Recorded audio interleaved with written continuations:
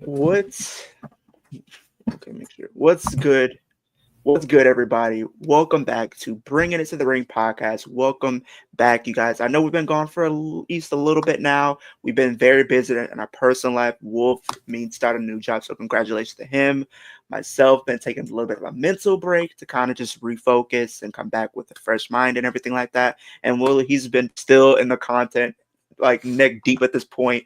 But we are back, you guys. Today we're going to be talking about Survivor Series, and we're also going to be talking about the introduction of the Women's Intercontinental and U.S. Championship. Since the last time that we worked on the podcast, that wasn't a thing. It was still an idea, but now it is a thing.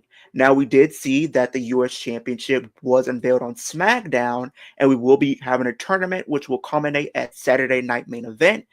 And we recently got the introduction of the Women's Intercontinental Championship over on Raw.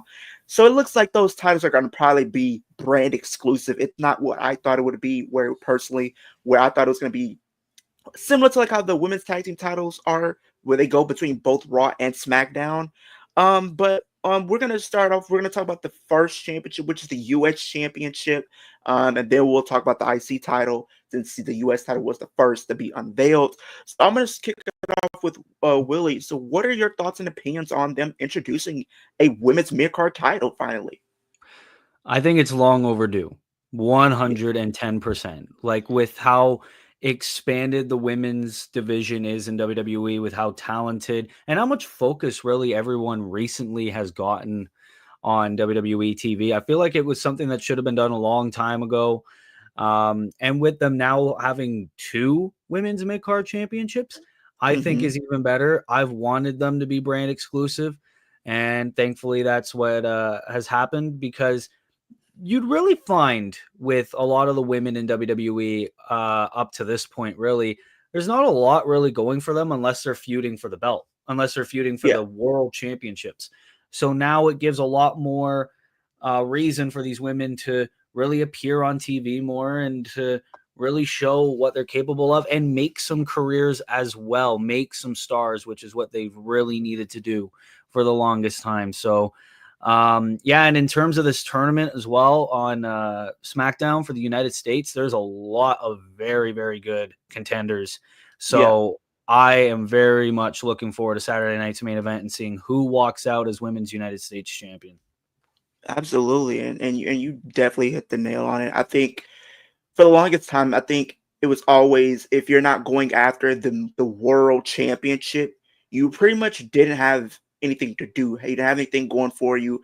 And when they introduced the tag titles, it's either you were going after that title and being thrown together Yeah. with no direction, no explanation why they're teaming up, just to throw them together so they can go after the tag titles because they're not going after the world title. But now, actually having the women's mid card titles, it gives more women opportunities to build legacies for themselves and actually get over to eventually go after the world title once they establish themselves as being someone credible at some point, for sure. So definitely looking forward to seeing what they do in the upcoming weeks. But Wolf, what is your thoughts and opinions on the U.S. title? Um, I'm overall happy with it. Honestly,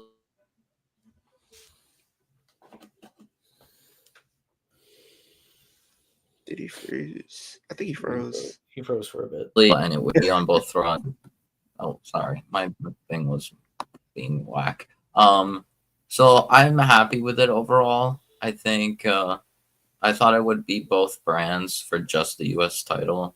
And Hmm. I was happy with that, just because I wasn't sure that they'd be showcasing enough people for it to be. And I thought, what's it called, two mid card belts would be too many belts, but they went with it. Now at this point in time, I think now the move, especially now that they've done the storyline of uh, Jade getting Injured, injured, yeah. what's it called, which is all storyline confirmed, all storyline. It Yeah, is I did not see that this morning. legit. It is all storyline. So, and apparently Jade's probably not going to be back until like around the Rumble. So that probably mean that it probably makes sense because reasonably speaking, like if you think about it, it doesn't make too much sense for people for like any team to beat uh Bianca and Jade. So them No. so Yeah. them relinquishing it through an injury angle. But of course, that means I believe now we're on the road to Bianca versus Jade at WrestleMania because I would easy. agree. I I believe think that's Bianca going to be a will. really good match. And I will say this, even though we haven't really had mid-card titles, they've shown that they have been capable of doing non-title feuds, but they're not frequent. Like, look at the title, No, like not even the feud that we had last year going into Payback when we literally had Becky versus Trish in a steel cage. That match was really good, and it just Yeah. that showed match that was you good. The don't rest of the necessarily. feud, Yeah, it was some. I was just for me, surprised that they it's didn't do it on like SummerSlam. yeah. The thing is, it really depends on Who it is, yeah. who it is, what the storyline is, and what effort they put in. Because during that feud, we all know Trish did not put any effort whatsoever. She was. It was so like mind-boggling that the best part of the Becky versus Trish feud was Zoe Stark. And it Yeah. seemed like it was Zoe supposed to Stark get her carried over. that feud, It didn't get and the her over steel though. cage match. The That's the steel cage thing. match was Yeah, also it did nothing for Zoe Stark it's too, which like we thought it would have, but it yeah, didn't. like And it was she's good for known. like her debut, like when she got called up, worked with Trish. That was good for her start, but Yeah. the thing is, it was so dumb that it is to me. It just because the steel cage match was good. It was probably as good as any steel cage match could be, but Yeah, for sure. it was clear that that was where Trish put the effort in. Before that, she put no effort whatsoever, and people call me crazy for this. Her promos were dog water. They were worse than Ronda. Wow, And Yeah, that's a strong Ronda statement. was yeah, better That's a promo strong than statement, but it's true. I yeah. agree. But like I, overall, what do you guys think of the design? I mean, even though it's not anything too special, but the white strap is just a White great Strap does detail. make it look good. Like it just makes it really look good. Like the white strap definitely helps it. Yeah, I Uh, think it looks very, very good with, sure, it's the same as the men's, but the white strap looks beautiful on it, I would say. Yeah, and the thing for is, sure.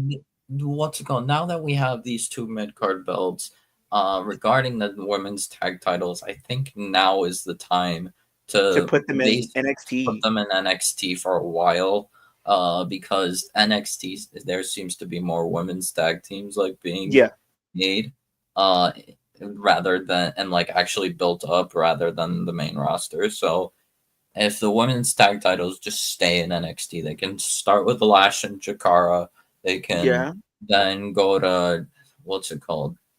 Fatal You could Influence. you They could can even Fatal do Influence Cora would and be good. you can do Cora and Roxanne if you wanted to. do Cora Roxanne. You could do Julia and Stephanie. Oh, yeah. Um, I yeah, can there's see that. plenty of You could options. do. Yeah, I think they were doing a partnership with Kalani and Lola. If you wanted to do that, you could. yeah, But here's the and I actually like the fact that you brought that idea because you have some good tag teams down there in NXT, and if there are tag teams on the roster, who I wouldn't be opposed to them potentially moving to NXT Yeah, as even if well it's only temporary, then yeah, it would to kind of really help benefit. build up that roster just a little bit. If you want, you could put like I know you have Fatal Influence down there. women's tag teams on the You could put Pure Fusion Collective down there at NXT and let them kind of yeah. be like I would say like the locker room leaders or like the veterans, so to speak. They'd You be the could have veterans. them, yeah, for sure. And And I then wouldn't be like upset with it. yeah, and then what's it called? If she wasn't released before this happened, I would have said you could also move Candice and Indy. Back But down, yeah. Because I really feel bad for Indy Hartwell because she yeah, had the potential to be something, really special. And it Mhm. really showed like when she was in NXT and they gave her the NXT Women's Championship. That showed that they had enough faith in her that she had the ability to potentially carry the women's division. And it sucked, like literally during the midst of her reign, she had the injury. Yes, she did come back and defended it, but literally gets moved right up to the main roster as champion, and they take the title off of her, not even like via like, you know, her losing it. They stripped her of the title. And after that, they did nothing with her. Yeah. So I did see that Steph Delander, who was her tag team partner in NXT, did potentially open the door for her to potentially jump ship to TNA 100, her non-compete clauses up, which I think would be a brilliant move in my personal opinion. Because I think she has a lot of potential and I think it's untapped at this point. It's untapped potential, and I think she's really going to shock a lot of people. Not only that, you could even, like, once Delander's back from injury and stuff, you could have, like, Indy and Delander team up again, and you could have them go for the Knockout Women's Tag titles. I would love that. My thing with the women's tag team titles is I think now would be a good time to scrap them. Get them out. Yeah. Get them out. Did you hear what they said? So as of right now, right, there's 11 championships in WWE, right? If you include, and this is not even mentioning NXT, strictly on the main roster, there's 11. And if you include the speed titles, there's 13 on both Raw and SmackDown. This is not even including NXT. So I think it's they need like to get rid of at least one. Yeah. And that I think it has to be the tag titles. I mean, everybody can do their own thing. I mean, if I feel like they're going to keep it just because they want to. Yeah. But like, get rid of. I would have thought they would have introduced one mid-card title, and then they can just float between both shows because you already see what they're doing with NXT, and it's doing great. And we also seen how their tournament's been somewhat shaping up on Raw with the I think the semifinals on one side of the bracket is going to be Chelsea. SmackDown, not Raw. SmackDown. On SmackDown, sorry.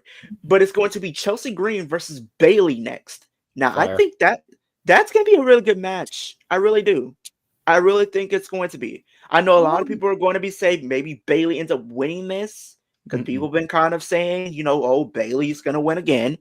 No, with her being wrapped up in this whole War Games thing, I think she's going to get wrapped up in it somehow. And I can see something happening where it opens up the opportunity for a Chelsea Green to advance to the finals, whether Bayley loses clean, which would definitely help out Chelsea, or if it's by shenanigans, because you know she still has Piper on her side as well, so you still have it out as well. If they wanted, for me, I'm just gonna talk about people. I've noticed people have said Bayley's gonna win it to bring legitimacy to the title, bring it's a main name that's winning it. I'll get to that in one of the matches because I was a little worried. If you want to do that, just give it to Naomi. Naomi's a former SmackDown Women's Champion, World Champion, so it would fit. And she is certainly someone deserving of a title. I would agree.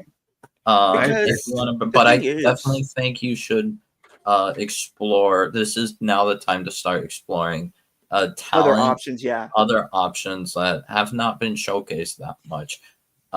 When I thought about bringing legitimacy to the title, now that Jade is out of also the US tournament. He froze again. Oh my god, he froze again.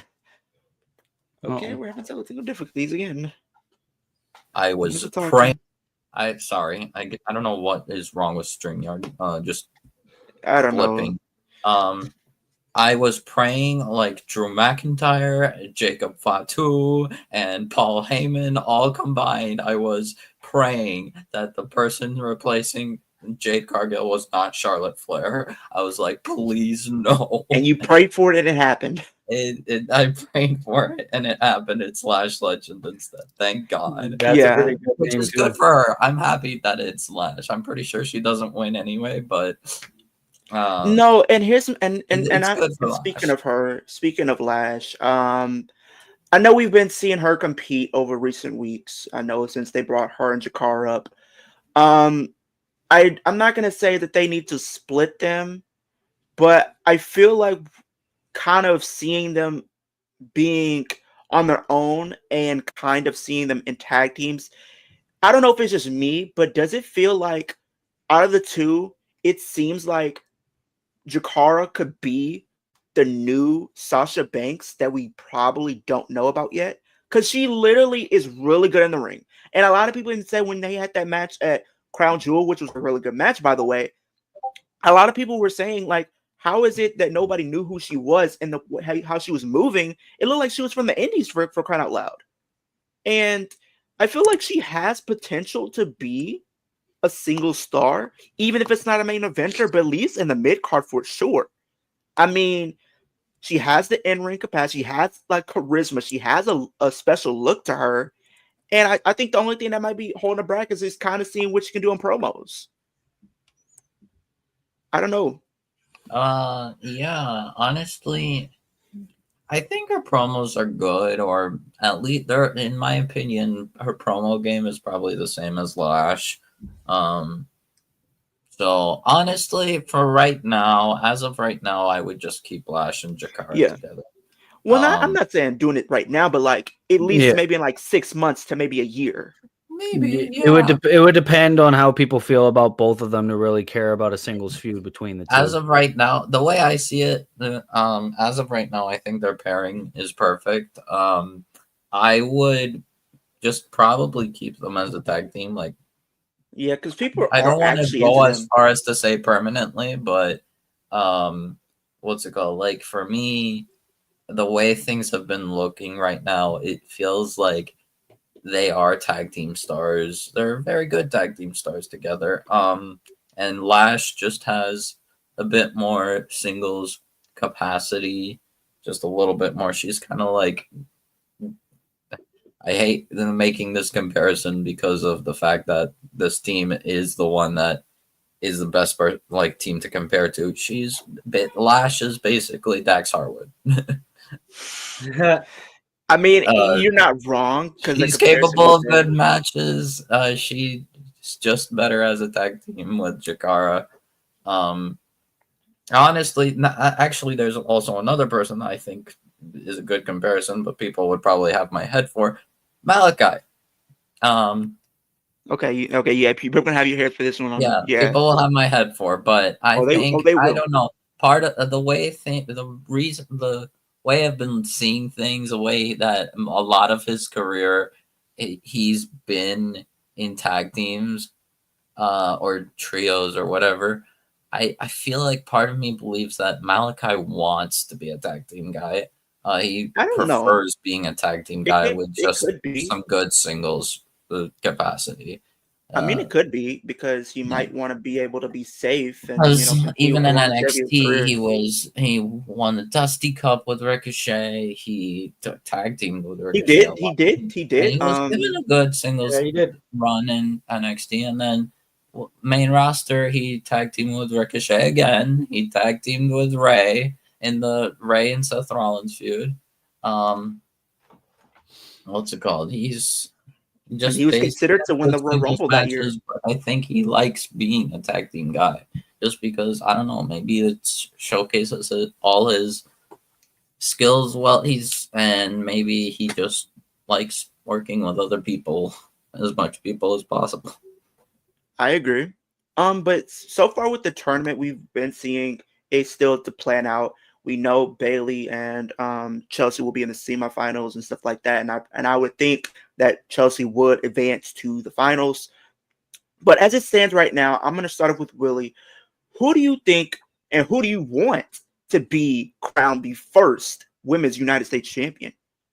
Well, how I think the finals will be, I think it will be Chelsea Green moving on to the finals. And I think her opponent could and should be Michin Mia Yim. I think that should be the Yeah, match to crown the I first agree. Women's United States I also champion. agree.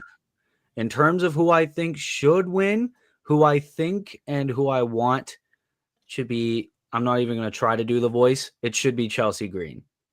Chelsea Green 100% should be the first women's United States champion. I'll even go so far as to say Chelsea beats Michin clean. That's a bold statement. I wouldn't mind it for sure. Before I give my opinions on who I think is going to win, I'm going to throw it over to Wolf. Who do you think and who do you want to be the first United States champion for the women? I do agree on the finals. I do think it's going to be Chelsea versus Michin. But unlike Willie, I do have Miss HBIC winning because I am a huge advocate for Mia Yim. She honestly has been great. And I really like her getting as much opportunities as possible. Every time she's gotten like some kind of opportunity, she shows out. She's done so well. Even against Chelsea, like in that dumpster match thing, it was actually really good. When she's faced people like Bailey, it was good. And when she's faced, when I think Io was on SmackDown. Mia Yim, even with Nia recently, was really good. Yeah, it was pretty good. So honestly, I think Michin deserves a title, and I think this is her time to get some gold around her waist, some proper singles gold around her waist. So I say give it to Michin. She's done so much. I think she deserves it.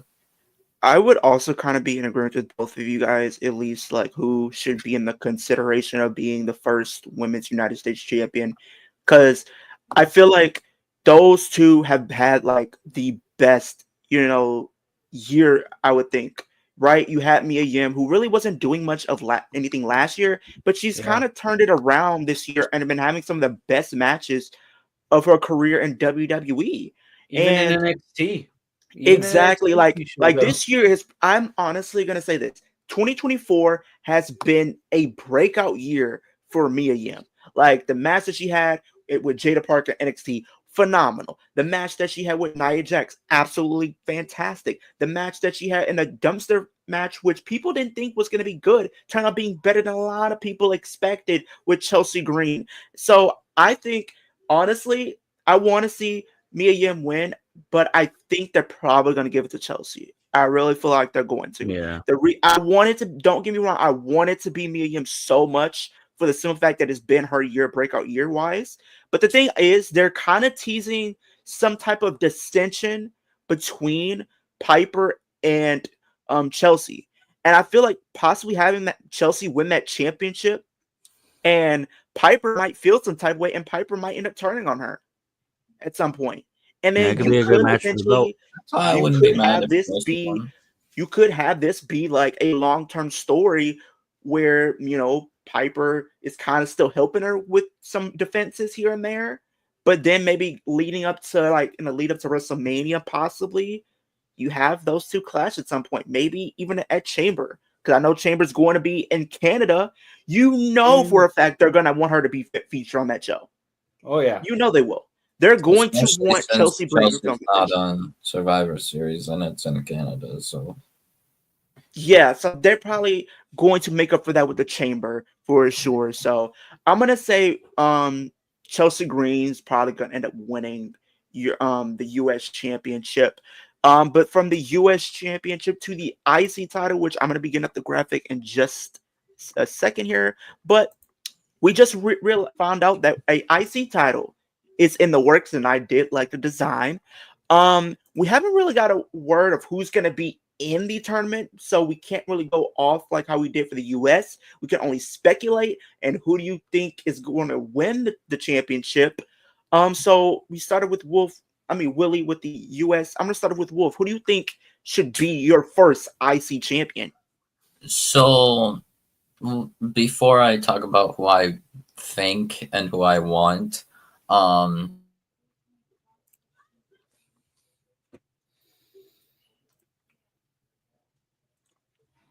He froze again, didn't he? Oh yeah. I would speculate. Yeah, sorry, I blipped again. I based on a couple promos, it does seem like Damage Control, there will be someone, at least Dakota and possibly even Kyrie, will be in the IC title tournament. They also speculated that at least one person from PFC will be in the tournament. I'm guessing it will be Sonya, maybe Shayna as well. I don't know if they'll give it to Zoe, but maybe they'll just put all three of them in. I would also speculate, I believe also Lyra, Valkyria, that they teased to be in that tournament. So I think it would be good. So there's probably a couple other people that I could think of that might be in that tournament. Like just for like big name kind of feel, just for legitimacy reasons, just to put her in the tournament, not to give her the belt, because please don't. I could speculate Natalia will be in the tournament. Yeah, I think honestly, before I'm gonna do it like this. Give me two people. Everybody can give two people or at least 2 to 3 at the max, of who do you think should be the first IC champion. We'll do it like that.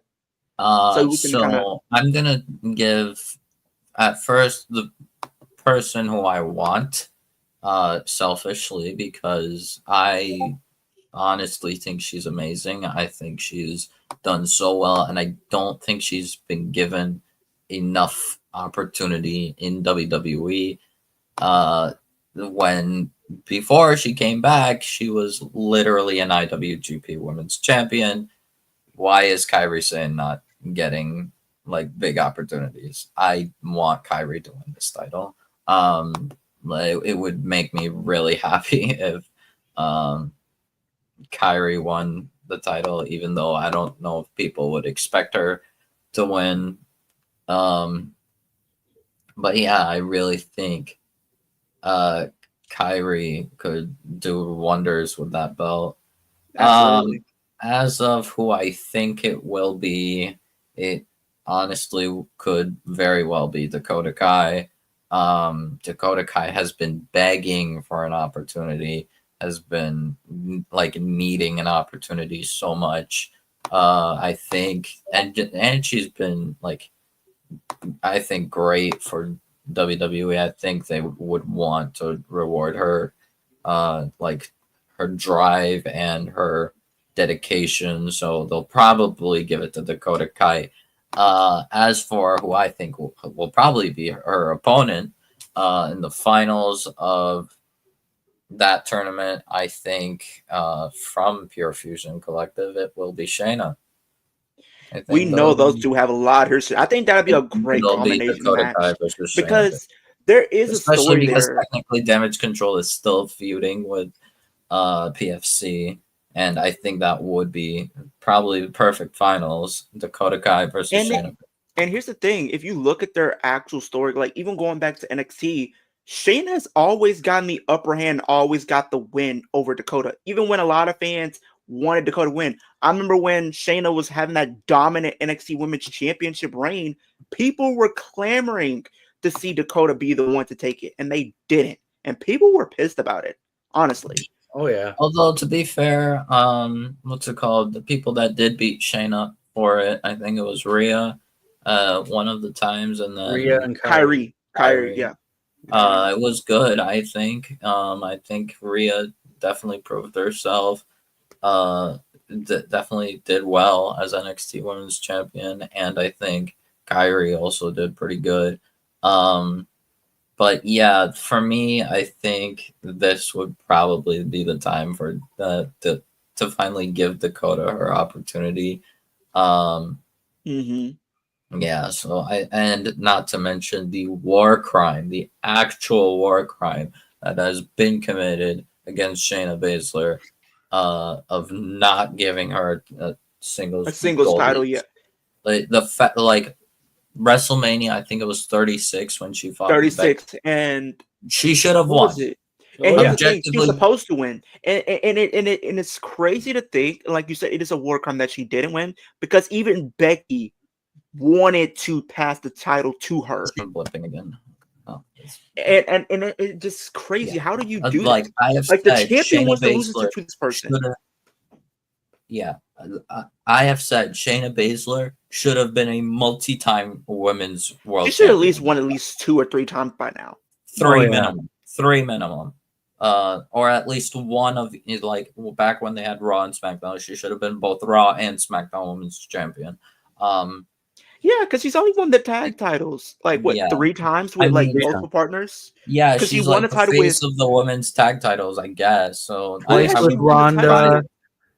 Once with Ronda, once Ronda, with Nia, Nia, and twice with Natalia, Nia. I think. twice. No, She won it twice with Natalia, I think, right? I think she I won it don't- with Natalia. No, that you're thinking of Tamina. Tamina. Oh yeah. Okay. So twice with Nia, one with Ronda. Oh yeah, that's right. I'm thinking And of I NXT. wouldn't be surprised if she eventually does win with Zoe. I do or- see that happening probably by the end of the year. or I mean, at it least- could also be Sonya versus Dakota in the finals, maybe, just because Sonya hasn't really had much opportunities either. Honestly, back in Liv's first world title reign, I thought that Sonya, like they did showcase Sonya, but giving it back to Ronda was weird. it was honest- stupid. Like I Hell, don't understand. and if they didn't decide to have Liv turn heel and Sonya also heel, I would probably have even advocated for Sonya taking the title from Liv. Like in this reign, but they're both heels. So, Yeah, if like Liv was like a face or something or something like that. or if Sonya was a face, but I thought that's what they were going to do Yeah. because she hasn't really been a face in her career, but yeah. that's neither here or there. I like the yes. design though. It's just like the white the stuff blue with makes the it blue. really. Just it gives you the feel of like the one that Cody brought in, and I don't know. Oh, The white Maybe. strap IC title always just is like a I'm classic. so and this glad looks that so they classic. brought the blue, like the blue stuff into the IC title. Because before I liked the IC title with the black and stuff, but like But this the just makes it blue pop is out so like much better, so much better. I would say Absolutely. this is like this probably has to be like my favorite championship in WWE. yeah, like this is probably the best title design. it's literally the IC title, the NXT North American title for the men and the women, and then I would say the US, and then like the world for the women's as well. Right.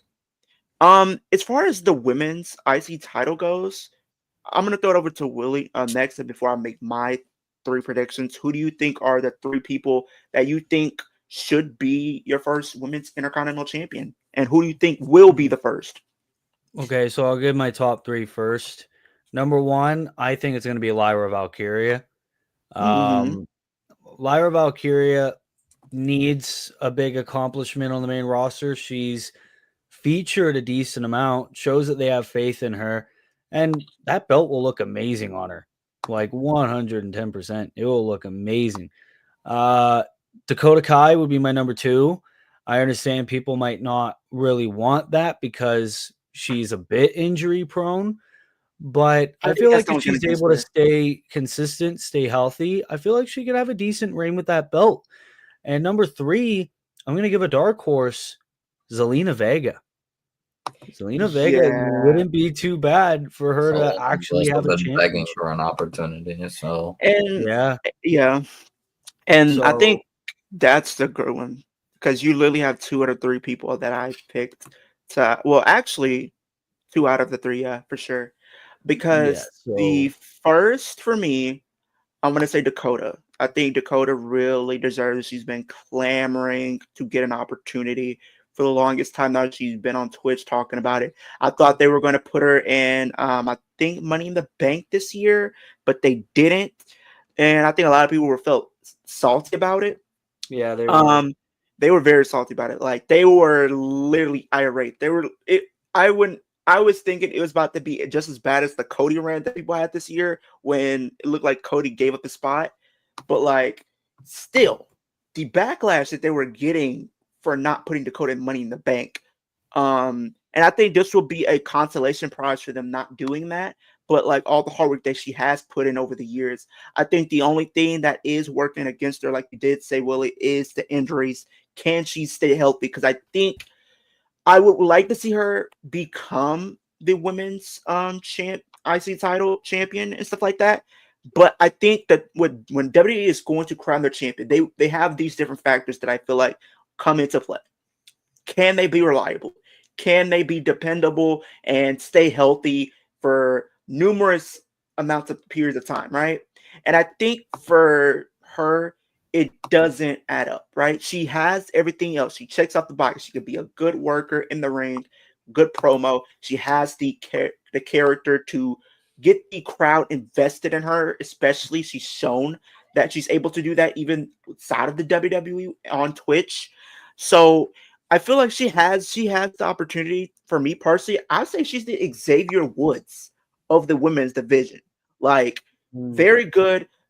She always is probably one of the nicest people that you come across, and she just has like that comedic, genuine side that people just seem to get behind, similar to like how Liv was before she turned heel. And I'm seeing parallels to that. But I think the injuries do play a big key factor in them potentially crowning her the first champion. But I think this will be the great move to crown the first champion for sure. Second, I'm going to say Zelina Vega. Now, when I look at the mid-card champion, I look at it as an opportunity to elevate to the main event scene. Yeah, I think the one thing about Zelina Vega, she is good in the ring, right? She's good with promos. We've seen she can cut some really mean promos. Look at the promo that she cut with Liv Morgan, I think in the lead up to Money in the Bank. Like, she literally took Liv Morgan to school, and as a Liv Morgan fan, I was surprised that Zelina was doing this, because we known her for so long, even the stuff that she did in TNA, where she was just a manager. Even when she was on Andrade, I think a lot of people just see her as a manager, but she's starting to come into her as her own competitor. And it really goes back to last year, right? She had that good match with Rhea Ripley. Like, a lot of people didn't think she was going to be capable of putting on a good match with Rhea Ripley, and she surprised everybody, and she did. To the point, some people were claiming for her to win Money in the Bank last year. She had one of the highlight spots with the powerbomb of Zoe Stark on the ladder.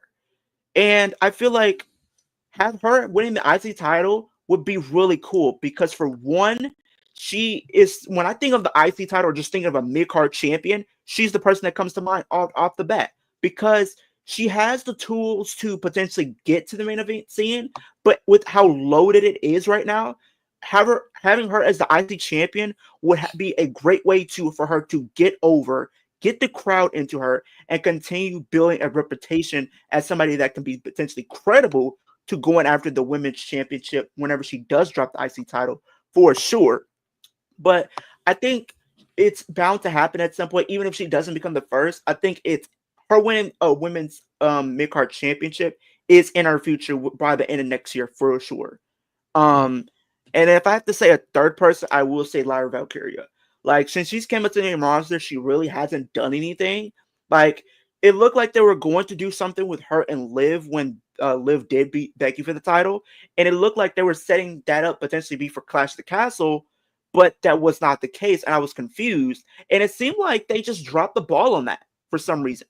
And even going to prior to that, when she was in the Queen of the Ring tournament, making it to the finals and having a decent showing between her and Nia Jax, which Nia Jax ultimately ended up winning. So it seems like a lot of the time she just comes up like second fiddle. It seems like she's always right there, but they just don't pull the trigger. And even when in the Battle Royal, it came down to her and Io, with her pretty much being the runner-up.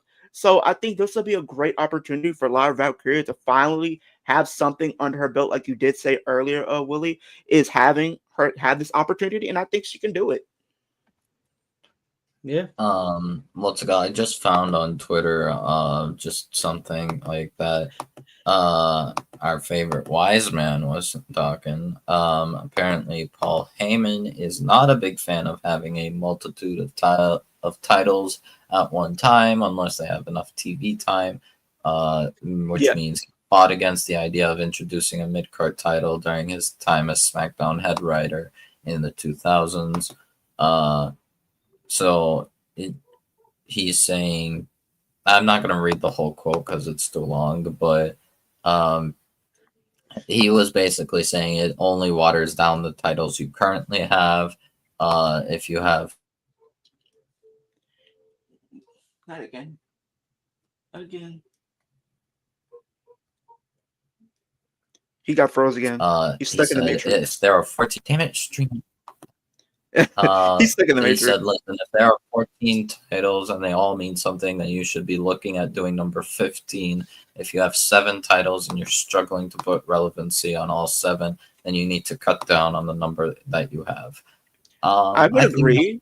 Yeah. Because think about it, like with Triple H having these 5, sometimes 6, PLE match cards, a lot of these times these titles are not going to really be on every pay-per-view. Right. Like yeah. at best, like with them having the only way you're going to see a multitude of like the championships being on the same show is probably for WrestleMania and SummerSlam. That's Because with WrestleMania being 2 nights and SummerSlam being 2 nights, that's it. You're not going to really see it at the Rumble like that because the Rumbles both take at least an hour each. An hour, yeah. And then you still are going to probably put a world title on there, and you're probably going to put the mid-card title on there. Right. Look at like what we've been doing with the women, like the IC title for the men and the US title for the men as well. One title is on one show and the other title's on the next. They're flip-flopping back and forth. So what are you going to do now? Up the ante and have more matches be potentially on these cards just to fit like these titles? Like, no. So are we going to add like 7 matches potentially so we can get at least one of the mid-card titles for the women going forward? Because it seems like that's what they've been doing. In my opinion, generally speaking, except for pay-per-views like Rumble and Survivor Series where they have hour-long matches, I think that, in my opinion, 7 is probably like the best, like ideal number. Like at minimum, it should be 7, in my opinion. As long as they don't get into AEW levels when they're doing like 10, 15 matches, when realistically storyline wise, yeah. Like honestly, it's basically it depends on how they're doing. I think 7 matches is like the sweet spot. It would showcase a lot. And here's the problem, that there is a certain set of titles, 2 sets of titles, that I think they're kind of struggling to make important because the booking has been off like for a while now. Yeah. And that is each brand's set of tag team championships. Yeah. The Raw tag team titles are a joke. They don't mean anything. The SmackDown ones at least mean something because they're at least revolving around at least like 3 feuds and 3 different opponents right now. Yeah, sort of like a triple threat kind of feud. So like, but the thing is, what I hate about Triple H's booking of the tag team division is the fact that these tag team titles, these tag team title matches are happening the go home show of the pay-per-view instead of on the and it's crazy to think, I don't think that the tag titles have been on a pay-per-view since WrestleMania. Yep. And it's like, since they split them, I'm not gonna lie, the SmackDown titles, have been decent. The ones on Raw don't really mean anything. And you literally have Finn Balor and JD go around gloating because they only defended it twice in the ring, and they're like 150 plus days as champion. That's not something to celebrate about. That's what you know that there's a problem. Raw also has great tag teams, in my opinion. Like you literally have the Creed, War Raiders, you have the Creed brothers, even though the Creed brothers are being, and you still have Alpha Academy, like with Akira and literally you have LWO. You have 2 LWO teams. You have Ray and Dragon Lee, and you have Cruz and Joaquin.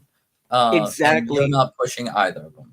I mean, well, they are kind of pushing Ray and Dragon Lee, and I expect Ray and Dragon Lee to be the ones to take it from Finn and JD, but because I thought it was going to be more why are the Creed brothers jobbing out? They won like 1 match against Ray and Dragon Lee dirty. Why are they not winning matches? Like they had all the promise in NXT to be like, like this team, like was it Team Angle like they used to do Yeah. back in the day. They had all the potential in the world to be just like that, and they have not hit on anything. They haven't. Like Gable you is literally being pinned clean. Creed brothers are jobbing out for Ivy's no and Ivy is not even really existent. Like Ivy she's is not there, but Yeah. and I've even been seeing people literally. I've seen people talk about going back to what we were talking about the IC title. People have been talking to me and saying that they think Ivy Nile should win the IC title. And I'm not trying to downplay anybody because if you're a fan of them, I be a fan of everybody. I'm not here to down anybody. But the thing is, Ivy Nile does not stand a chance in winning the IC title right now. First, she needs to get booked more and actually have stories that we can actually buy into. She literally had that little mini feud with Maxine Dupree, and that's it. Yep. Mhm. She had like that one little mini feud with Nikki Cross, and that was it. None of which people remember. They don't. She's literally Yeah. just a lackey or just a second A hand valet, for yeah. them. Yeah. And another faction that I think is currently not being booked too well. AOP. And Final What have they Testament. been doing? I mean, well, they're pretty much now in the Wyatt Six now storyline, we but have the final Mistament. With Miz Final Mistament is winning- crazy because they with got into this Miz Wyatt Six working storyline. with So Final Testament my for thing is with this storyline, right? Is it going to lead to like, what's her name? Finally wrestling Scarlett and Nikki. Scarlett. Is that gonna be like the end goal of Scarlett potentially starting to wrestle? Because I know she's capable of doing it. Going back to her run in TNA, she did intergender wrestling. She actually did women's wrestling. So I don't understand what it is why she hasn't been competing in WWE. Right. I mean, it seems like we might get maybe she just doesn't want to wrestle too much. Maybe just certain points. I think we can tell that the obvious end goal of this feud is Karrion versus Bo. I wonder how long they're gonna drag this out. Is this gonna be the Mania match? Potentially, no, that's too long. Too long. Because I was thinking it was probably gonna be Judgment Day, but I don't think so. It could be. It could be. What's it called? It could be. If they want to like do first like a trios match or 8-man tag match, whatever, and then they want to do Miz and Howdy or something, or I don't know. I think the end goal, whenever it ends, the end goal is Karrion Kross versus Bo Dallas, Uncle Howdy. I'm gonna be real. I'm gonna probably give a hot take. I think Karrion should win over Uncle Howdy. Over Bo. Yeah. I was thinking either I do see him taking his first loss because I feel like honestly, I feel like they might end up having his first loss be against Finn because the idea I can see is Uncle Howdy versus the Demon Finn Balor. I see that being potentially at WrestleMania. Finn Balor would have to be babyface though. I don't know because it doesn't seem like because Bo is babyface right now. Oh yeah, that's right. Yeah, but transitioning from the women's side of things and the fantasy stuff, we're gonna transition into Survivor Series predictions. This is the meat and potatoes of this stream. We're gonna kick off with the first match. Let me get the graphic up for the U.S. Championship. LA Knight versus Shinsuke Nakamura. Shinsuke Nakamura returned 2 weeks ago, and it's pretty much just been added to Survivor Series. Now, I'm gonna be honest. I don't think this match needed to be on Survivor Series. No, I feel like it's rushed. I feel like if you wanted this to be a feud, you should have dragged this out until Saturday Night Main Event. In my personal opinion. Now, if you wanted LA Knight to defend his championship, absolutely, you could have done something else. I think the perfect scenario for this is a fatal 5-way because you could have still had Carmelo Hayes in the mix. You could have still had Andrade in the mix. You could have had Santos in the mix because all three of them have been circled around LA Knight in the U.S. Championship. And then with the addition of the returning Shinsuke, and then you potentially, whatever happens in that fatal 5-way can transition into a singles feud between LA Knight and Shinsuke. I would think what they could do here, I think, in my opinion, I would want there to be more than one match regarding these two. I think, what's it It's going to called? be a series. I feel like it's going to have to be a It could feud be. series. I don't mind. I wouldn't mind if it's even like 2 matches. Of LA Knight and Shinsuke, one regular and one stip. Not again. Oh, Lord. Back at it again. Stop flipping. I think this matchup needs like at least 2 matches. In my opinion, I might have an idea of what they do with LA Knight next if it's not. But I don't understand why when this match was announced, people were like acting like headless chickens and mauling over this match being on Survivor Series. I understand that they should have probably just did a triple threat tag title feud between Motor City, DIY, and Street Profits. That would have been way better. That would have been way better to put on the card. Yeah, I agree. It would be better. But the thing is, we've basically been begging for Nakamura to come back as soon as possible. Yeah, and I like his character though. The character that they've been portraying him as since returning has been really different. It's just a different feel. Yeah, honestly, it's obvious that LA Knight is winning here, but I do think now is the time for this. Might be the time for Shinsuke to once again showcase his ability and show that he's not entirely lost it, because people there are talks of people believing that Nakamura is, he's definitely older and perhaps he is past his prime, but they're worried that Nakamura is washed now, which I don't think he is fully. I think it's just bad booking though on their part.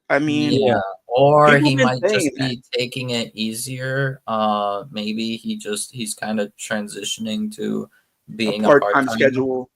Yeah, maybe a part-timer, which is fine because again, he's getting older. He's not in his time in Japan. He's not in his time in NXT.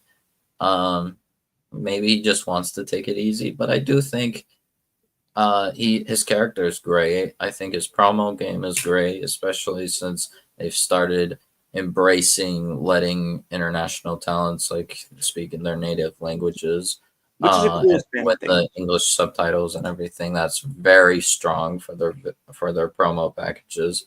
So I am interested to see how it goes. I'm definitely excited for this match, but we got some comments here. I'm just now noticing we had comments.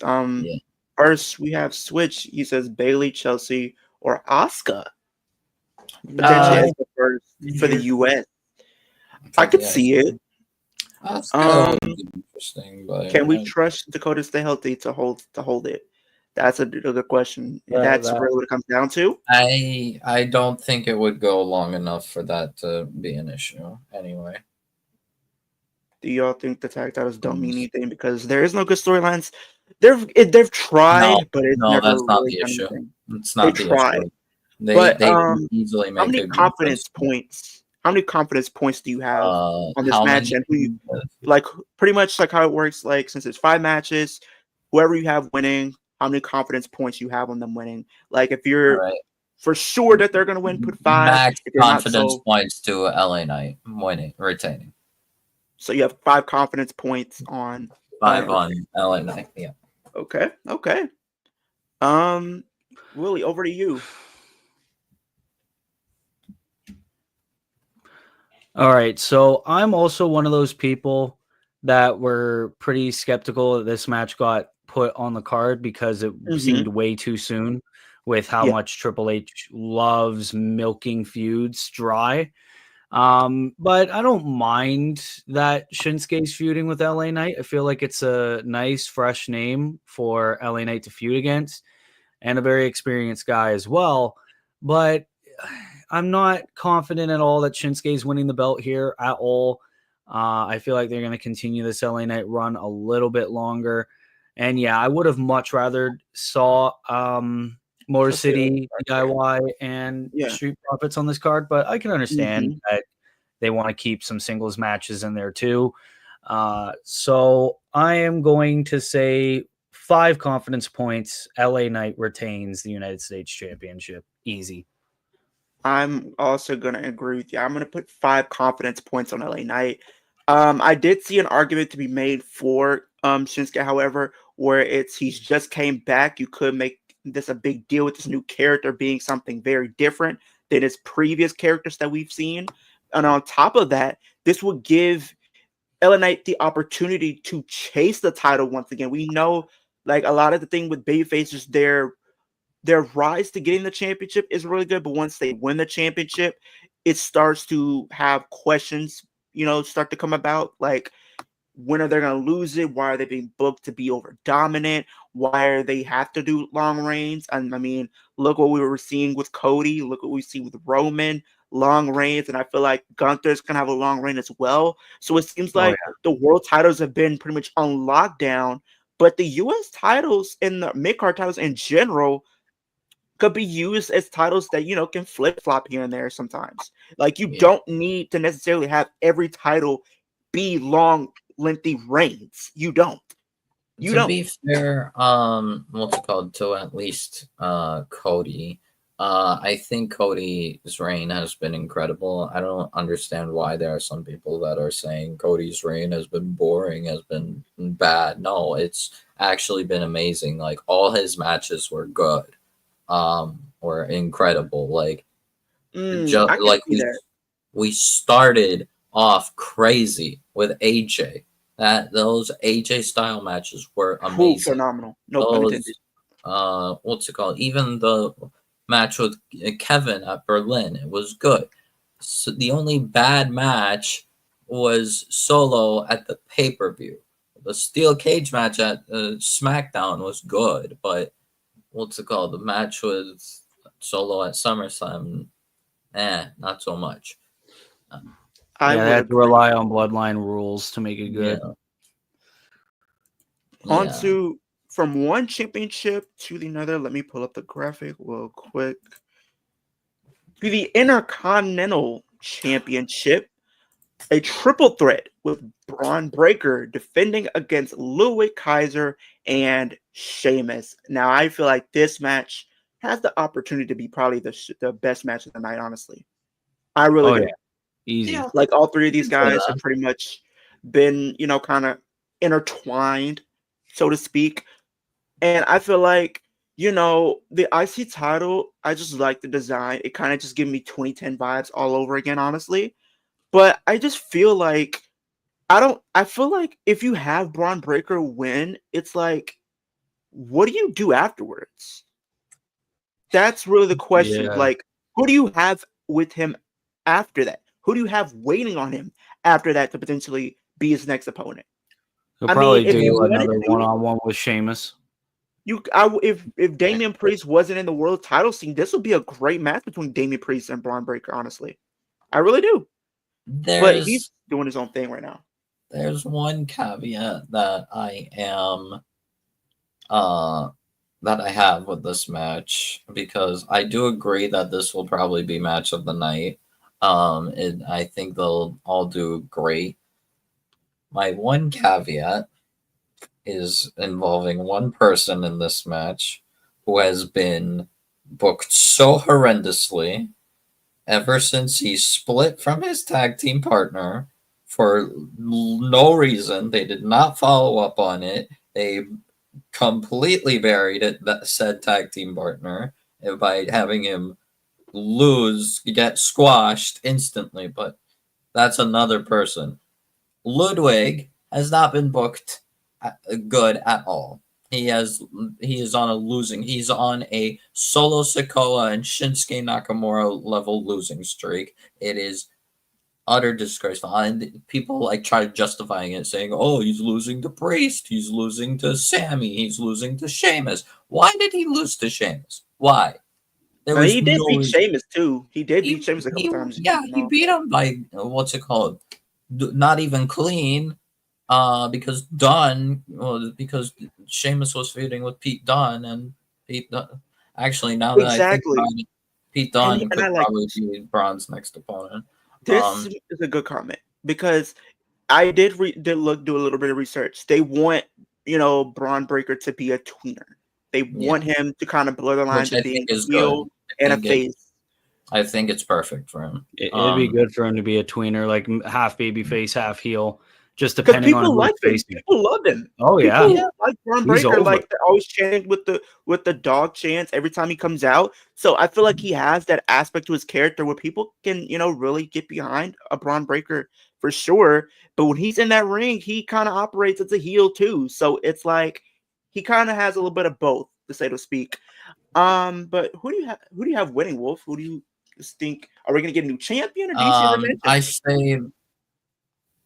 No, I say Braun is retaining, and unfortunately, Ludwig is going to be looking like a joke once again and eating sad. Okay, how many confidence points do you think would you put on this match? I'm gonna say 5, yeah, because each one is gonna be different. Each one is a different number. So each 4 then, because Braun just lost it to Jey Uso and got it back. I think Braun has to retain here. And unfortunately, Kaiser is going to continue being looking like a joke and getting pinned. He might showcase his ability, but he's still going to job out to Braun, and then what's it called? Probably afterwards we'll get Braun Breaker versus Sheamus, and then I don't know what goes from there, but we'll see. For me, I'm gonna say Braun Breaker retains, but I'm only putting 2 confidence points on this one.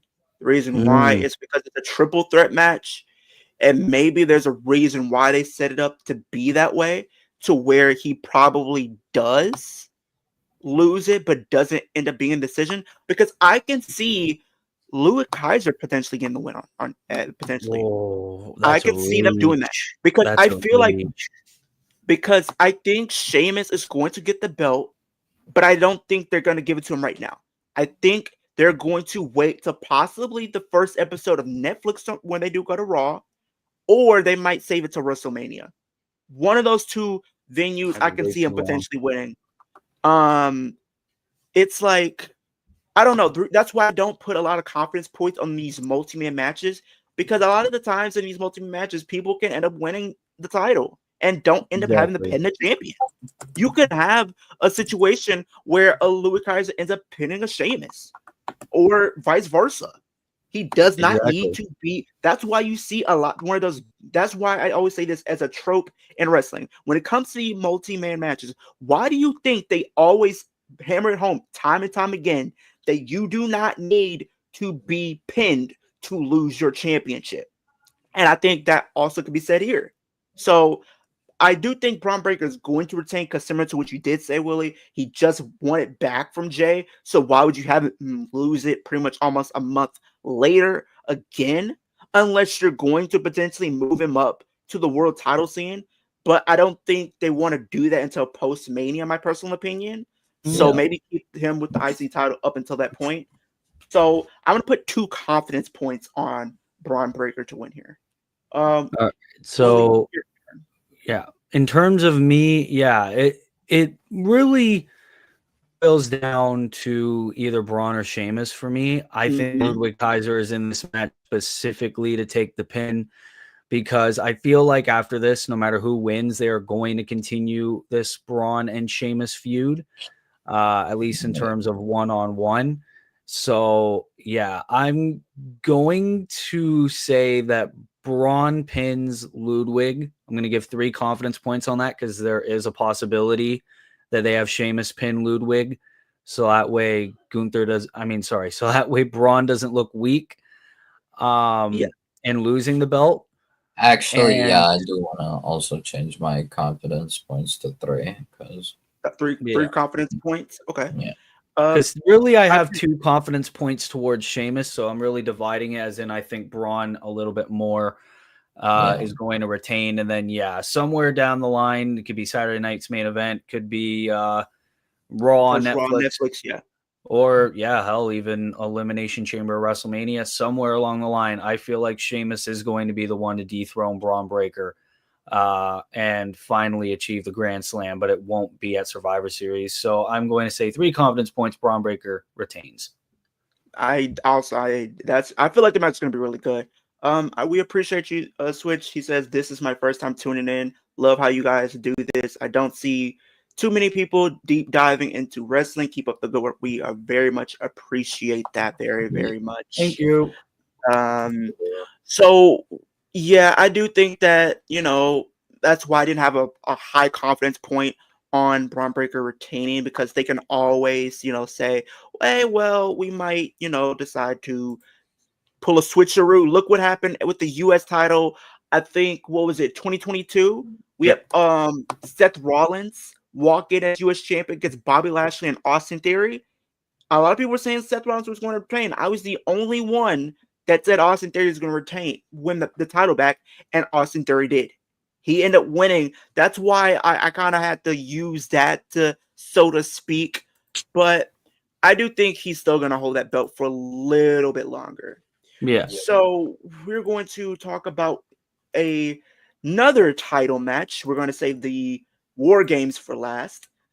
The World Heavyweight Championship, Gunther versus Damian Priest.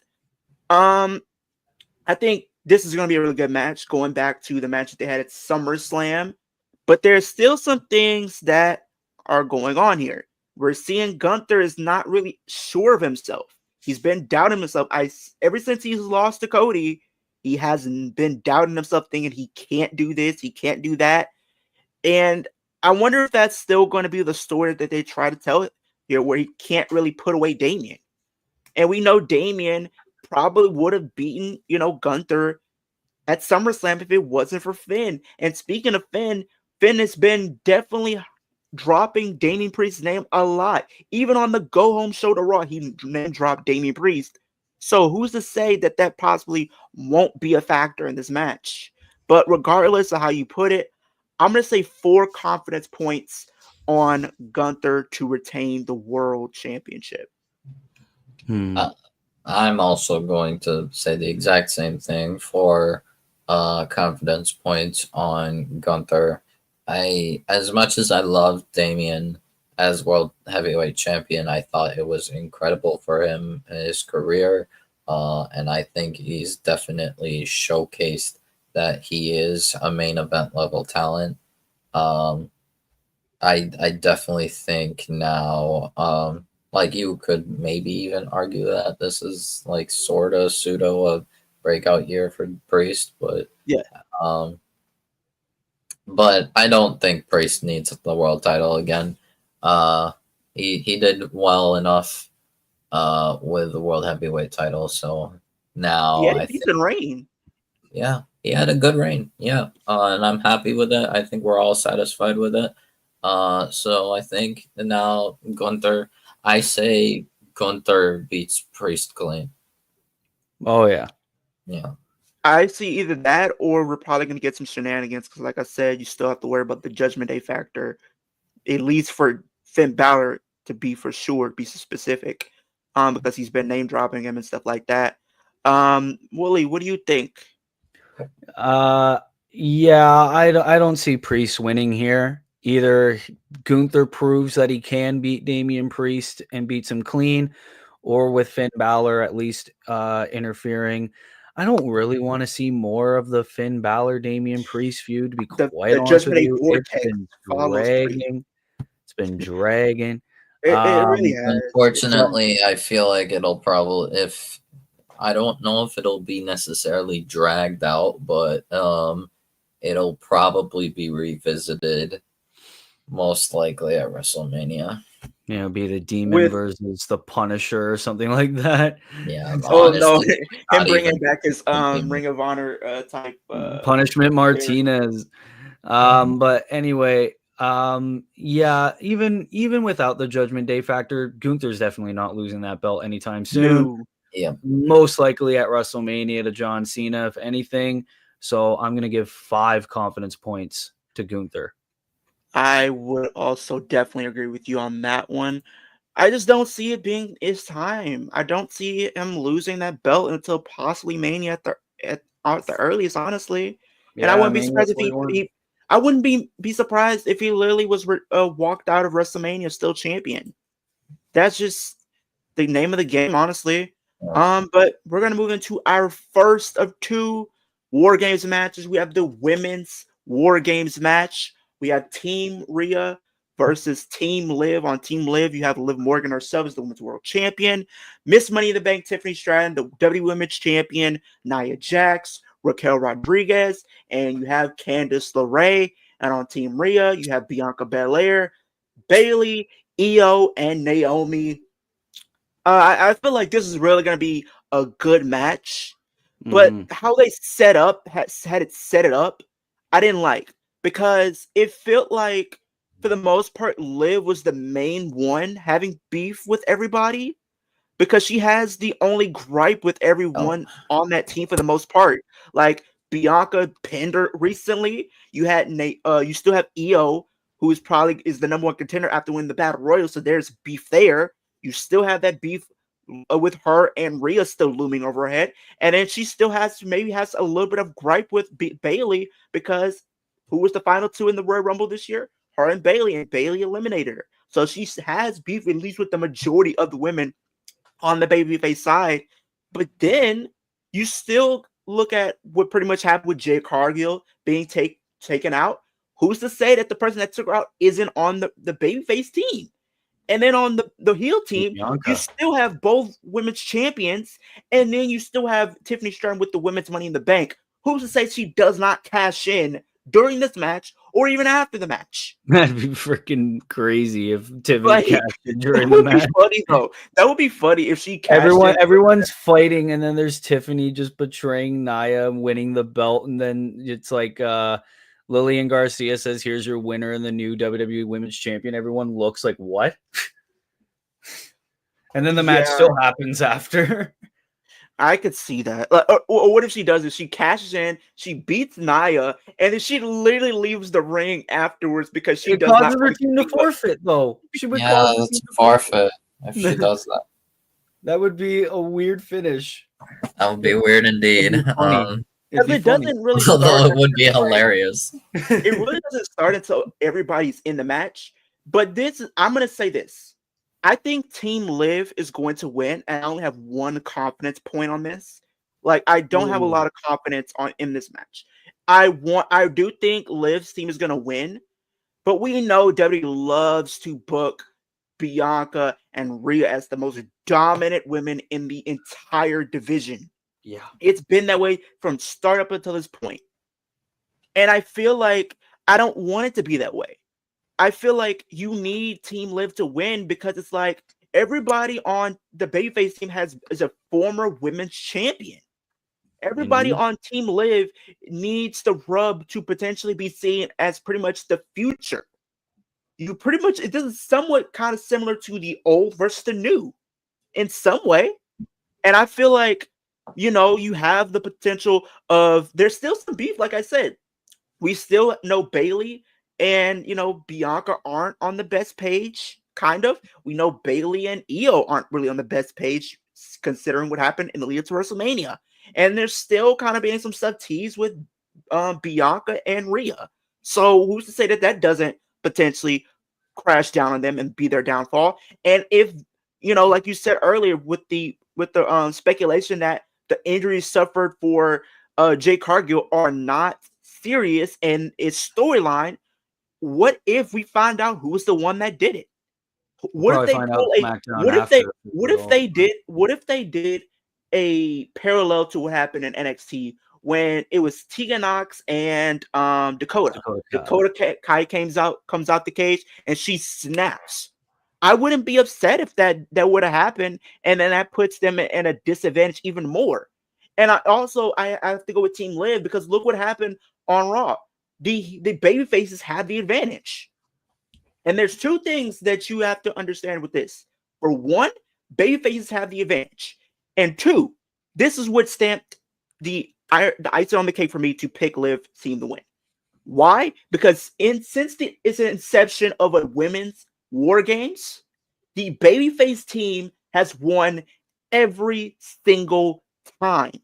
Yeah. Up until this point, we have not had a heel team win a War Games match.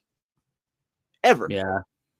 So I am going to go with Liv's team to win with one confidence point because knowing WWE, I wouldn't be surprised if they would have pulled, Bianca and Jade and stuff like all that stuff. And Right. the babyfaces end up winning. But I don't think they need to.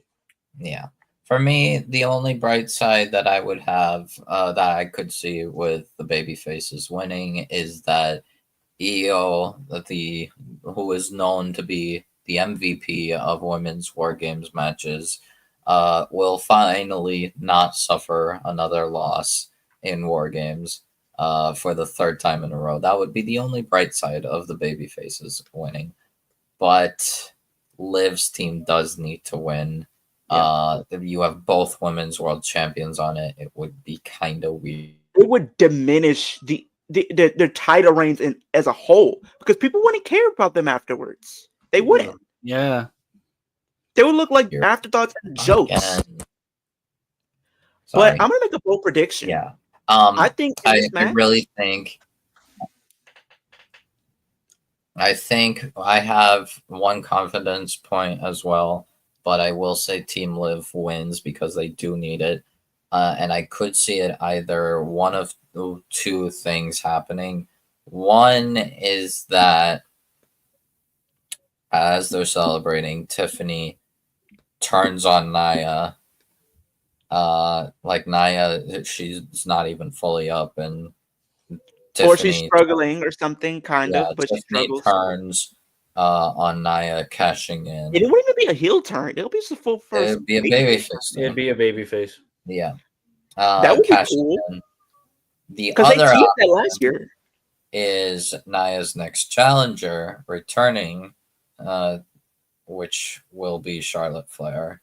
And I think they'll say that for SmackDown. They could, they could do or that main event.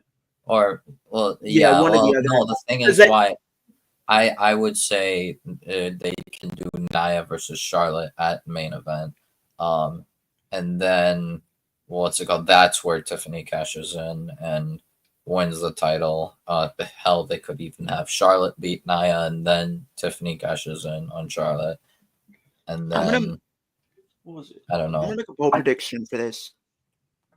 I think Liv pins Rhea in this match because I feel like I think Liv pinning Rhea would be very cool because it would just create more doubt in the head of Rhea because it's like I can't beat Liv no matter what I do. And then and this is one of the other things on Raw for the Go Home show, she told everybody on the babyface team, stay out of my way and leave Liv to me. I can see a situation where it looks like Rhea potentially might have the match won, but there's some miscommunication, and that is the downfall of their team. And Liv, picks up the scraps and pins Rhea once again. I think it would be Rhea and Io in that situation. Both of them are chasing that belt. So I would make this a triple threat for Maine if you wanted to. Yeah, I would say if Liv's team wins as they should, Liv should pin Rhea. If the babyface team wins, Io should pin Liv. I agree 100%. I think the one thing people have made clear is if the babyfaces win, the person that's going to take the pin might be Candice because she is the kind of the weaker out of the group. Yeah, she would probably be like the reasonable fall girl, but I think if you really want to give the babyface team the win, then you should build up to Saturday night's main event, and you should have Io pin Liv Morgan. Just so it gives the impression Some of momentum kind of some going instead momentum, of, oh, and really it lose. makes people think, oh, there is a possibility that Io could take the title from Liv. Oh yeah. I would agree, but if you have Liv pin Rhea, what does that do for Liv? It pretty much just stamps her title reign at that point. Like, she's established herself as being the woman at this point. It could also So- finally end the feud of Rhea I'm and Liv. sorry. I don't know how many people need to hear this. I feel like they're going to continue to drag this feud out for whatever reason. Because like Yeah. you said, Willie, they like to milk these feuds dry, and they're doing it with them as a prime example. But I'm gonna be honest. Rhea should not be the one to defeat Liv Morgan. I really don't. No. She should not be defeating Liv Morgan, period, point blank. She should not be defeating Liv Morgan. You're literally taking a whole step back, literally just how you did when you had Liv Morgan and Ronda Rousey. You If beat Ronda anything, and take it back. it would be better off to have Io beat Liv. Yes. It would Do be y'all better think off. there's a if- chance Tiffy cashing on Liv? No, Like a 10% I don't. chance out of 100. no. 10% I would say chance out of I'd say it's a 2% chance that happens. Oh, Because her story, because it's not really like her story is Tiffany's story between passioning Tiffany is and her and Nia. Nia. Yeah, It's the not story really is with Liv. So Nia.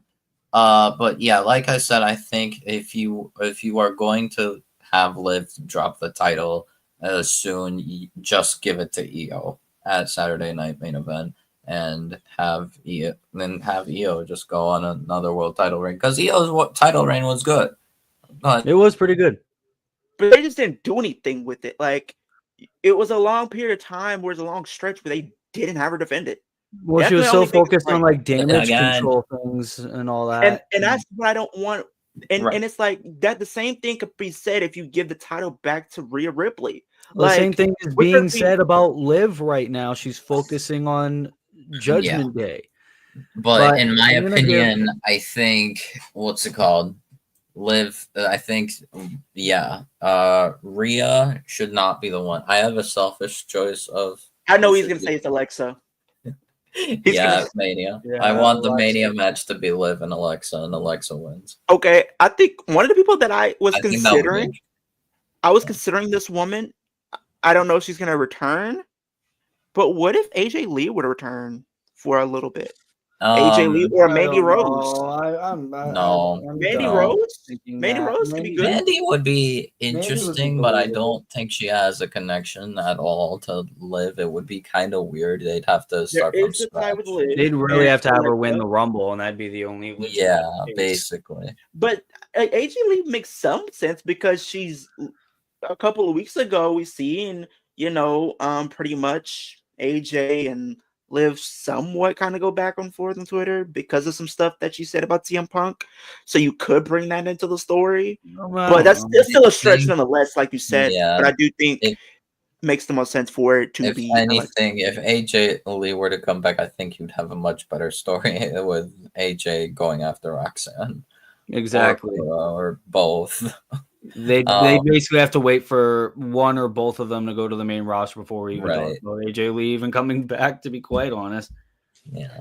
Well, they did say there is now. I don't know if you heard the rumors being speculated. I know I've mentioned it to Wolf a couple of times. I don't Right. know if you did hear, Willie, but there are plans in place potentially for Liv Morgan to hold the championship past Mania next year, going into SummerSlam. Because because SummerSlam is in Jersey and Liv is from Jersey, and one of the marquee matches for it. She could You challenge for it. she can challenge for it and potentially win it back. Just have her rematch for it. Maybe if she loses the title Mania, she goes to SmackDown and wins the WWE Women's Championship The other at one SummerSlam. would be Or maybe better. she has like a non-title feud between her and AJ because both women are from Jersey. You could have those Yeah, two go at it. True. Do that. But I think she can lose the title to someone else that you could build up, and then maybe she wins the other championship at SummerSlam. And the thing is, the That'd be reason way why I too soon. also said What? Alexa Losing could- the title in April and then winning another one in August, not two, that's Oh not, no, not really. No. because she For can me- lose She the could title be in Mania. drafted. She could be drafted. That's right. Yeah. Yeah, because she For can me, drop the title in the- Mania. The get reason drafted. why I suggested Alexa is because there is history between Liv and Alexa, from what I remember. So I think it would be definitely it's something to work off of, something to build off of, and I think it would bring a fresh face and make people interested. I hope. Yeah, But moving to the main event of the evening, which I'm sure is going to be the main event. yeah, Well, pretty sure it will. The men's War Games. We have Team OTC with the addition of Punk versus the new Bloodline with the addition of Bronson Reed. I thought for a second it would have probably been Rollins, just because Rollins and Bronson have been going at it. But this makes it a little bit more intriguing because now you have Rollins potentially not being okay with Punk being there because he could, be like, well, I was potentially going to put outside a difference but you took my spot. And you can have Punk. no, Rollins would have never wanted a team. No, he wasn't going to do it because of him Reigns. But Roman. like he might feel I think they're going to keep with that. Punk is gonna use that. Punk is gonna say, I put I myself stepped right up differences with people for one night to better the company. And what did you do? Exactly. Yeah. I also want to this really say comes down to The Rock. If The Rock shows up, then I think Bad Bloodline wins. But If the Rock shows up, he'll probably show up like after the match is over. like they did with Punk last year, like it looks like the show's about to go off air, and then he comes out. Just like they did I with can see Bad that. Blood, literally. And remember where they could do something like this. The Rock comes out, he goes down to the ring, looks like he's about to, high five or shake Roman Reigns' hand, and it leads to us finding out that he's been the mastermind behind all this. Yeah. And also I like what Switch just said. Today he wrapped up his film with the movie, so he's available to be coming in at Survivor Series. And I'm pretty sure he advertised Survivor Series. He did. So He advertised. Now, I was going to put my one confidence point on this because both War Games matches can go either way. But I'm going to go 4. I don't think I used my 4 confidence points yet. I'm going to say 4 confidence points on Team OTC to win. And Roman to get his Ulafala back. I say 2 points for Team OG Bloodline. I do want to say I think Bronson Reed being with the new Bloodline is surprisingly actually kind of fitting. Actually works. An idea that told you the universe mode. This universe mode actually works. I told you Bronson and the Bloodline makes sense. I mean, well, it kind of makes sense because he is somewhat Samoan. Yeah. So Switch asks this question: can we really trust Sammy? Yes. Now, yes, I did see this. There's a possibility that Paul Heyman is probably going to be joining the Team Bad Bloodline. Because if you look at his outfit, it was similar to Solo's with the red shirt and the black jacket. What if they were to have Bad Bloodline win? This could be the way to do it. You have that. You could have Paul Heyman be with The Rock. Because remember, I saw someone on Twitter say, how Paul Heyman in the build of WrestleMania had 2 phones, and in one of them he said call Roman Reigns, the other one call The Rock. And then, Solo destroyed the one for Roman, but he didn't destroy the one for The Rock. So maybe he was been talking to Rock behind the scenes. maybe. And here's the thing. If you do that, you're creating more sympathy for Roman Reigns. You're creating more sympathy for him to go down this arc of trying to get back everything that he loves the most, right? He's got his bloodline back. He thinks he has his quote unquote wise man back, but for him to turn on him, that would just suck, and it would send the crowd home on a interesting note. Because think about it, what if after the OG Bloodline win, The Rock comes out, then you have Paul Heyman out there. Paul Heyman, turns on Roman. It doesn't look like it at first glance, but as like similar to what happened with the MJF and Adam Cole thing, when both of them were being put against each other, like where they were being attacked, right? Where it looked like they can set up a situation where it looks like they're about to attack Paul Heyman, but he gives this conniving smirk and he smiles. I could see them doing that. And my thing is as well is like, the attack on the new Bloodline and Paul Heyman and all that earlier this year, right? When they attacked Paul. I think maybe Rock manipulates Paul into being like, where was your OTC when they did that? He wasn't there to protect you. He was sulking in the loss to Cody. But if anyone tries anything like that with you, we got you. You know what I mean? Something like that. Even if it doesn't happen immediately. I personally don't want Heyman to necessarily turn on Roman. The way I see it, what's it called? I think Paul Heyman simply decides to leave Roman and be with Punk.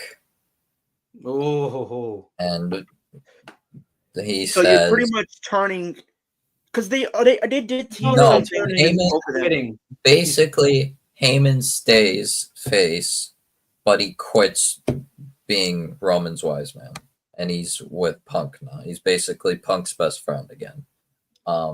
They could do that, and they're both, and therefore Heyman stays babyface, but he's with Punk instead of Roman. But I think I think the final visual before the show goes off air is pretty much The Rock being in the ring with the new Bloodline as they put the ones up with the mangled body of the OTC Bloodline. I see that being the visual. Yeah. Of them being beaten. That's what I think. I think what would be interesting is what you could do is that if you have OG Bloodline win, and like the new Bloodline's all laid out and everything, and Solo doesn't have the Ulafala with them anymore, and what's it called, Roman is like willing to take it, and Rock comes out and like goes over to Roman, takes the Ulafala, it seems like Rock's about to put the Ulafala on Roman, and then grabs him, rock bottom, puts it on himself. So pretty much like it looked like he's about to bestow the Ulafala on Roman, for him to turn on Roman, and then you have a visual, Roman. And then pretty much the Bad Bloodline with Rock puts the Ulafala on and declares himself the new tribal chief. The final boss and the tribal chief. Pretty much, I see the final chief. And going to Switch's pretty much comment here, do y'all think we will see Seth Rollins get involved here? Another possibility that I could see happening is but mainly for Punk, because Rollins does not like or Punk. for Reed. One or the other, yes. Because I think they already the way I see it is there is a very small possibility that Rollins turns heel, and there is a possibility that after taking out Bronson Reed, perhaps Rollins curb stomps Punk. Yeah, and therefore if he gets involved, he goes after Reed first, but then turns heel on Punk. Like it looks like he's going to reunite with Roman. They have a bit of a face-to-face. Punk's laid out, and then Rollins just boom, right to Punk. I could see them doing that. That'd be pretty sick. That's where I was setting it up. Because if you could spin the narrative of where it's like Rollins maybe could have considered putting his differences with Roman to get his pound of flesh with Bronson Reed, and he might feel slighted a bit because Punk comes in and takes a spot. Yeah, Punk just randomly was just like, "Hey, I'm here." Yeah, then, so I don't know, okay. because in my opinion, I think it would be interesting if they did for this feud of Punk and Rollins. I definitely think it would be interesting to have Punk be the baby face and Rollins be the heel. But for all we know, hell, the thing is, there's so much possibilities for this match. For all we know, Punk could be the one that turns heel and turns on Roman. And then later on is facing Seth as a heel. I don't know if that'd be believed. Like the crowd loves Punk. The I don't know crowd if loves WWE Punk, would want to like. They literally pull that. like the face team. You know, I mean, no disrespect to Jimmy, but everybody else is pretty much the most over babyface right now. Roman is over. Jey Uso is mega over. Sammy is over. Punk is over. Yeah, but I think it would be. I would say Roman is really like also really over. Maybe not as much as Jey exactly, but still like pretty. It's very I close, think but Jay's got a little bit very close to Jey. So I think what's it called? Everyone might love CM Punk now, but if he turns on Roman Reigns, the fact that the person that everyone is putting ones up for, and hell, he would pretty much become the most hated. Yeah, just for extra oomph, you could also have him attack Jey Uso. And if he does that, he's instant mega heel. Instantly mega hated. But as soon as he attacks Jey Uso. But yeah, my prediction, because I didn't get to say it, obviously I'm gonna say OG Bloodline. Afterward, Rock turns heel, revealed to be the mastermind behind the Temu Bloodline. Basically what we've been saying forever. So yeah, pretty much since like WrestleMania 40-ish, I think. Yeah. And Wolf, you are still going with OG Bloodline as well. Because the Rock could still be the Rock could still be pissed at Roman for like losing to Cody. It's like, what the fuck? I set it up right there, and you got cocky. I would agree. Yeah, WrestleMania 41 should be Rock versus Roman Reigns. For no title. I think no title. I think Randy. Honestly, this is gonna coincide to my video I'm going to about tomorrow. But I think the for the WWE Championship should be Cody versus Kevin versus Randy. I think it should just be Cody versus Randy. I think Randy turns full blown heel, and it's just 1-on-1. But I don't know. I think the Rumble will probably be a triple threat. But Mania, I just thought about it. Randy, Cody, like Kevin can go somewhere else. Kevin can like feud with Nick Aldis, Sammy. I say Kevin and Sammy. No, Kevin and Sammy. That's right, because that's probably the direction they're going to go. Because Kevin Owens might feel since I was like, you're doing the same thing as Cody. You've been through all of this torture. We won the tag titles together. We saw what happened, and you go back to them. Yeah. But those are our predictions for Survivor Series this Saturday. I will be streaming it on Saturday on the Flex Zone podcast channel. So you guys go over there, subscribe to them as well, because I will be over there streaming Survivor Series War Games with Wolf as well. Willie, I think you're going to be busy, I think, the day you said? No, I'm not working when the show is happening. So I might be on stream, or I'll probably watch it with my family. I'll let you know. Let me know that you can come on, because I'll be streaming it to our podcast channel and then my individual channel as well. So be on the lookout for that. But definitely, I think it's going to be an okay show. Nonetheless, it has 100%. Potential to be potentially candidate for one of the best pay-per-views of the year. Maybe that's a stretch, but yeah. But before we get out of here for the rest of the day, Willie, Wolf, do you have guys anything you have to share before we have to head out? No, honestly, I don't. I think we're it's really just Saturday. Because tomorrow SmackDown, I'm pretty sure, was taped, but we also have just the highlights are Roman and Punk sit down together. as well as War Games advantage match for the men, Jey Uso versus Jacob Fatu, one-on-one. Yeah, we forgot the advantage because the advantage for this week will be Jay versus Jacob, which some things going to be a match, but I think Jacob's winning. I think the heel bloodline will get the advantage I get can more give you sympathy the points. result if you guys don't care about spoilers. No, please. Oh, don't tell We already me know. they got my boy losing.